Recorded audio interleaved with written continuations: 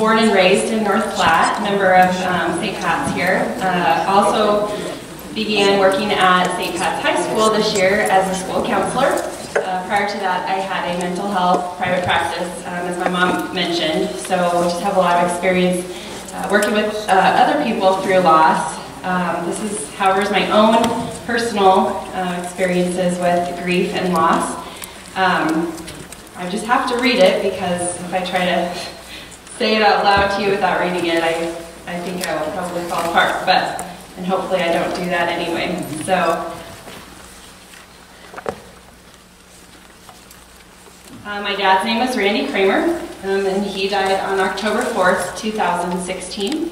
This is a picture of he and I at my brother's wedding, which was just not even a year before he passed away. It's a pretty special picture for me. Oops.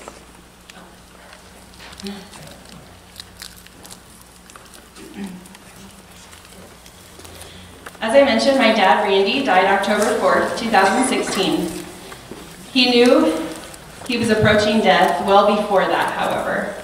In June of 2016, he called me up and proceeded to have what turned out to be perhaps the most difficult conversation of my life. My dad told me that day that he believed he was almost ready to meet Jesus and that he was ready. He wanted me to try to work towards letting him go, as hard as this would be for me. Through tears, I tried to convince Dad that while I was grateful for his acceptance with this, we still had more treatments to try, more specialists to pursue, more ways to try to save his life. I just could not allow myself to imagine life on earth without my dad. Right before the conversation ended, my dad said these words to me: "Moriah, remember, I am always with you." At the time, I had never known a life without my dad, so I remember thinking, oh, okay, of course you're with me. However, a part of me knew that day that the words, "I am always with you," would soon take on a new meaning. Now, when I am missing him, or feeling sad that he isn't here to be part of our family's events, or just for me to call when I want to or need to, I just imagine hearing him say those words, "I am always with you." My dad was wise, so wise. I believe that he very intentionally chose those words to say to me that day, not just to comfort me at that point in time, as he was asking me to begin to let go of him, but also to carry those words with me throughout my life, so that no matter what, I can feel his presence with me in my heart. I feel my dad most in nature. As a farmer and rancher, he spent much of his time in the great outdoors, breathing the fresh air and loving the land and cattle that he cared for. I don't get to spend as much time outdoors, but when I do find myself there, he feels so close. I take a deep breath, close my eyes, remember his reassuring smile, and imagine his soft voice saying, "I am always with you."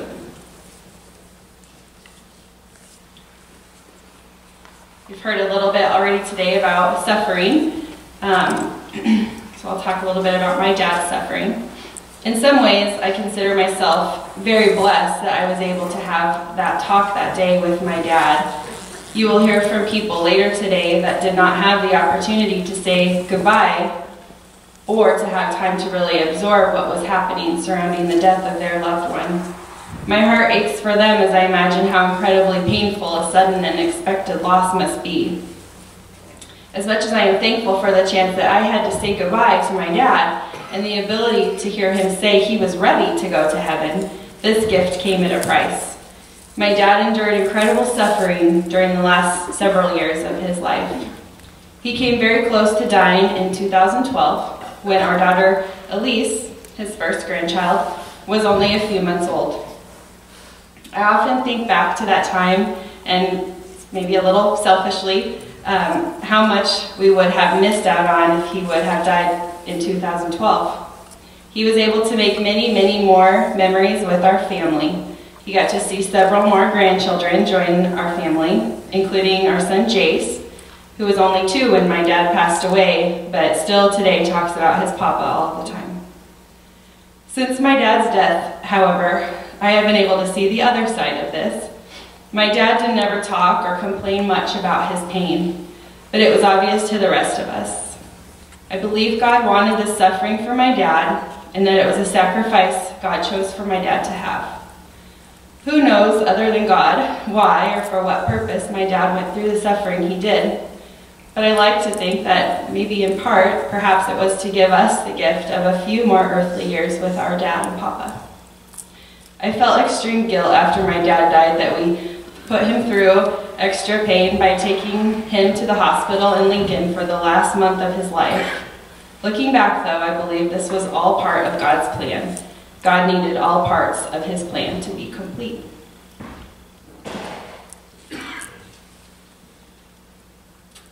While Dad was in the hospital in Lincoln, we finally found out what was at the root of all his pain and suffering. He was diagnosed with multiple myeloma, a rare type of cancer in the plasma of the blood. He fought hard following his diagnosis. However, the cancer was too progressed for the chemo and other treatments to do much good. His body was even rejecting the nutrition that the doctors were trying to give him through various types of tubes. On September 30th, 2016, my husband Josh and I went to visit my dad. He was still trying to fight, I'm sure mostly because we wanted him to. Remember, he was ready for God to take him back in June of that year.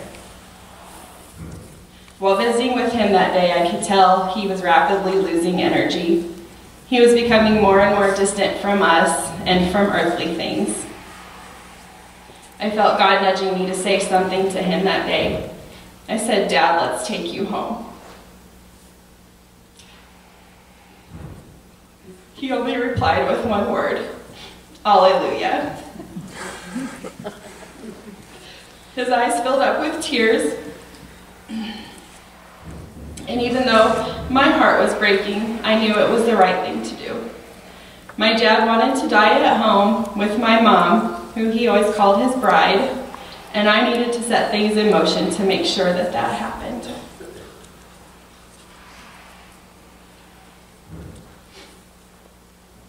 On October 2nd, 2016, my dad returned to his home on the hill that he shared with my mom and started hospice care. The ambulance crew was gracious enough to stop on the way home for him to have one last view of my brother Nathan harvesting. We have a beautiful video of that experience, and I'm so grateful that we do. On the way home that day, my brother Josh and I were planning some of the details for our dad's funeral. It was so surreal to be doing that, even though he was still alive. The doctors in Lincoln had indicated that we likely had 10 days to 2 weeks before my dad would pass away. My brother Josh said he didn't think my dad would live that long. He thought he would die in only 2 days. October 4th, since it was the feast day of our dad's favorite saint, St. Francis of Assisi. I was a little skeptical because of what the doctors had said, but I knew this would be up to God. We spent a lot of time with our dad over the next couple days. The morning of October 4th, I went up to spend a little more time with him. Mom and I sang him his favorite song, The Prayer of St. Francis. It was such an incredible moment for the three of us, and one that I will always remember. As I was leaving that morning, I saw my dad raise his hand up. This was odd, as he had very little energy at that point and had not made any kinds of motions like that for quite some time. I tried to hold his hand as he had it raised, but he gently pulled it away. I think maybe he was reaching towards heaven, or perhaps heaven was reaching for him. Shortly after I left, I got word that my dad had taken his last breath on earth. There were so many beautiful pieces of his passing. Our ability to say goodbye, hearing him say the words that he was courageously ready to move on to the next life with Jesus and all those that had passed before him, seeing the combine make one last round, his dying on the feast of St. Francis. Soon after, my mom and I could sing him The Prayer of St. Francis, his favorite song.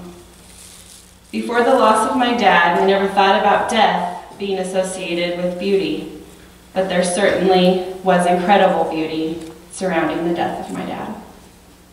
Thank you.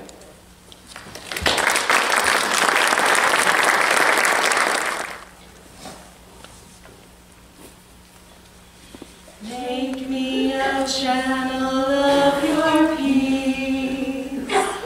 Where there is hatred, let me bring your love. Where there is injury, your pardon, Lord. And where there's doubt, true faith in you. Make me a channel of your peace. Where there's despair in life, let me bring hope. Where there is darkness, only light. And where there's sadness, ever joy. O Master, grant that I may never seek so much to be consoled as to console, to be understood as to understand, to be loved as to love with all my soul.